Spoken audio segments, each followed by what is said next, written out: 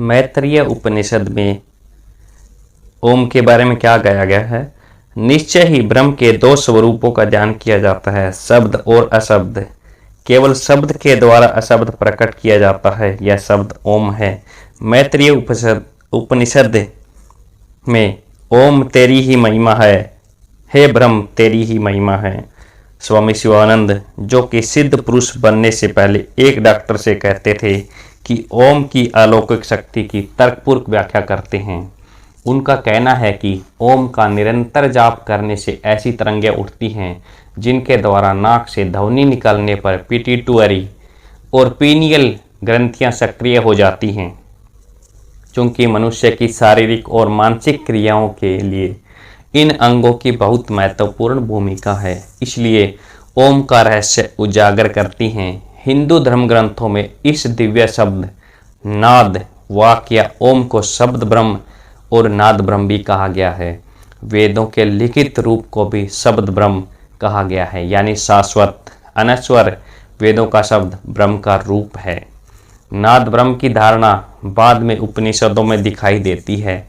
यह धारणा वेदों और आरंभिक उपनिषदों की वाक्य शब्द ब्रह्म और ओम की धारणाओं के साथ इतनी मिलजुल गई है कि इनमें भेद करना कठिन है। इसलिए इन शब्दों का प्रयोग समान अर्थों में किया जाता है।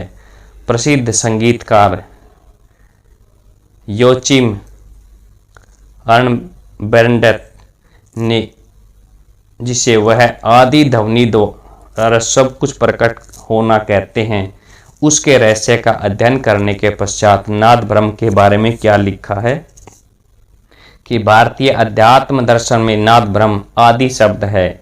नाद ब्रह्म से अभिप्राय है कि केवल सृष्टिकर्ता परमात्मा ही ध्वनि रूप नहीं, बल्कि संपूर्ण सृष्टि ब्रह्मांड और संसार भी ध्वनि रूप है। आत्मा भी ध्वनि रूप है, यह संचार ध्वनि रूप है। यह ध्वनि तारामंडल है और नक्षत्र मंडल में भी है, अणु परमाणु में है, लघु ब्रह्मांड और बृहत ब्रह्मांड में सभी जगह व्याप्त है। यह ध्वनि शून्य जगत में भी है और इस जगत में भी व्याप्त है जहां हम रहते हैं। चूंकि परमात्मा ने सृष्टि की रचना ध्वनि से की है, इसलिए सभी प्रकार का संगीत परमात्मा और देवताओं को समर्पित किया जाता है। यही कारण है कि सभी प्रकार के संगीतों में सर्वप्रथम परमात्मा की महिमा की जाती है। इसलिए आज से है साधकों, आप भी दिव्य ध्वनि अनहत नाद धुन दिव्य धुन का आरंभ शुरू कर दो, ओम का उच्चारण शुरू कर दो, उस पे ध्यान लगाना शुरू कर दो, आपको परमात्मा की प्राप्ति हो जाएगी।